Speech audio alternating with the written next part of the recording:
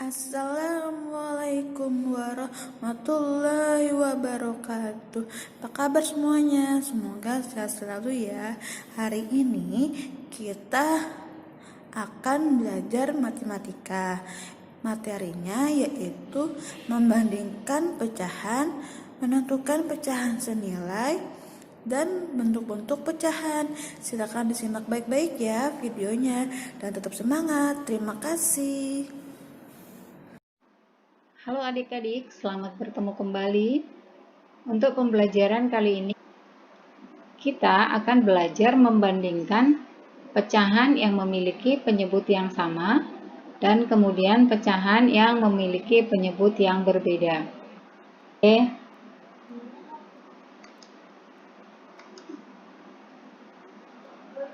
Selanjutnya di sini ada soal 1/3 2/3. Kita akan membandingkan dua pecahan berikut. Untuk membandingkannya ada dua cara. Yang pertama yaitu perhatikan bagian bawahnya atau bagian penyebutnya. Di sini penyebutnya sama yaitu 3.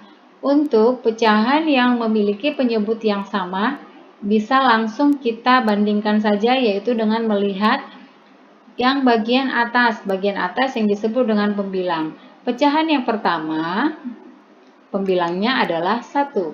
Sedangkan pecahan yang kedua pembilangnya adalah 2. Maka kita bandingkan 1 titik 2. 1 itu lebih kecil daripada 2. Maka kita kasih tanda lebih kecil.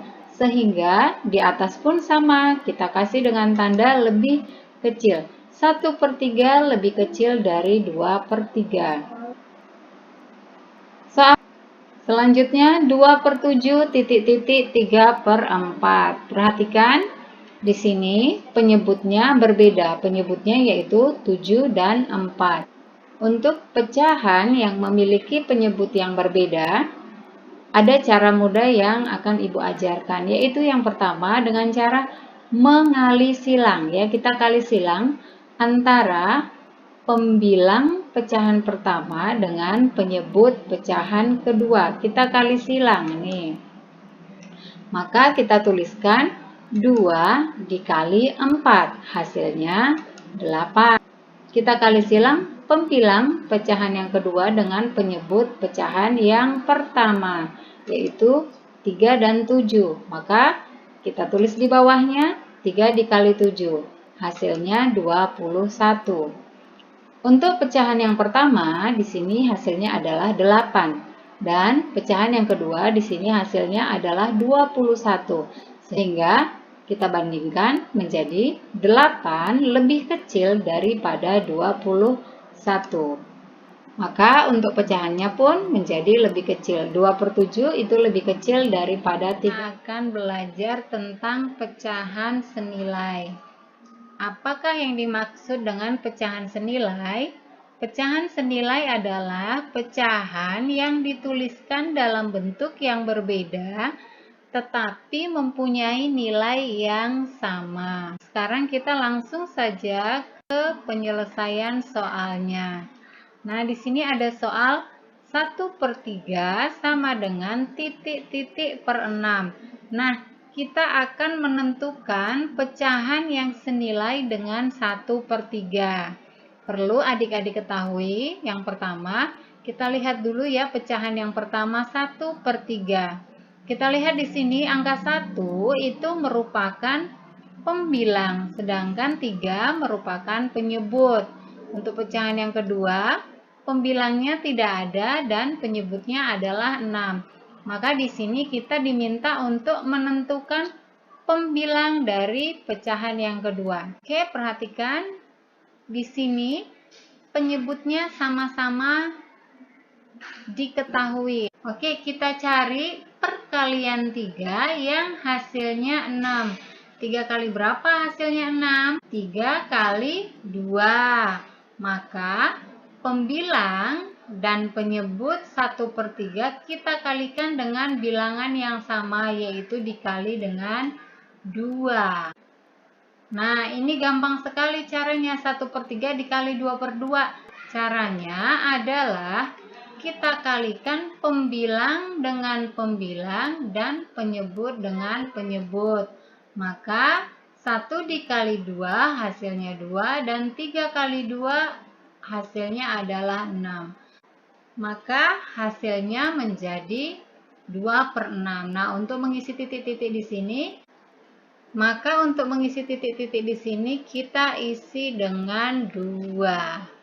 Oke, kita lanjut ke soal selanjutnya adalah 3 per titik-titik sama dengan 6/10. Nah, di sini kita diminta untuk menentukan penyebut dari pecahan yang pertama. Cara yang kedua ini berbeda dengan cara yang pertama. Untuk cara yang kedua, kita kali silang antara pembilang dengan penyebut, yaitu 3 dikali 10 kemudian dibagi dengan 6. Oke, 3 kali 10 dibagi 6 sama dengan 3 dikali 10 hasilnya adalah 30 kemudian dibagi 6. 30 dibagi 6 hasilnya adalah 5. Maka untuk mengisi pecahan yang kedua di sini hasilnya menjadi 5 ya. Oke. Materi-materi berikutnya. Nah, langsung saja. Nah, nanti kita akan belajar tentang bentuk pecahan, yaitu ada 4 ini ya. Pecahan biasa, pecahan campuran, pecahan desimal, dan persen. Nah, langsung saja yang pertama itu ada pecahan biasa. Nah, apa itu pecahan biasa? Pecahan biasa adalah bilangan pecahan yang hanya terdiri dari pembilang dan penyebut. Nah, misalkan contoh 2/4, dan 3/6, kemudian 5/7, kemudian 9/4, 11/3, dan seterusnya. Nah, perhatikan 2/4. Nah, ingat 2 itu sebagai pembilang dan 4 itu sebagai penyebut. Nah, atau yang atas itu sebagai pembilang, kemudian yang bawah itu sebagai penyebut. Nah, jelas ya sampai sini ya. Nah, selanjutnya yang kedua ada pecahan campuran. Nah, pecahan campuran adalah bilangan pecahan yang terdiri atas bagian bilangan bulat dan bagian pecahan biasa. Nah, biasanya pecahan campuran itu diperoleh dari pecahan biasa yang pembilangnya lebih besar daripada penyebutnya. Nah, misalkan contoh ya, 1 5/7. Nah, 1 itu sebagai bilangan bulat, kemudian 5/7 itu sebagai bilangan pecahan. Contoh, ada pecahan desimal. Nah, pecahan desimal adalah pecahan yang diperoleh dari hasil pembagian suatu bilangan dengan bilangan 10 dan pangkatnya. Nah, untuk menulis pecahan desimal, kita selalu menggunakan tanda koma ya. Ingat, selalu ditandai dengan tanda koma.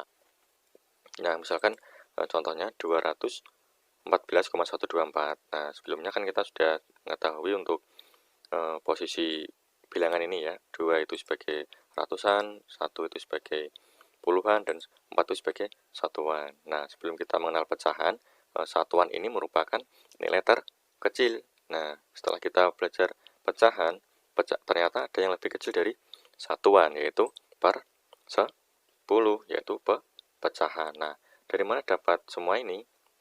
Atau dari mana dapat 10, dapat 1, dan dapat per 10? Yaitu dibagi 10 ya.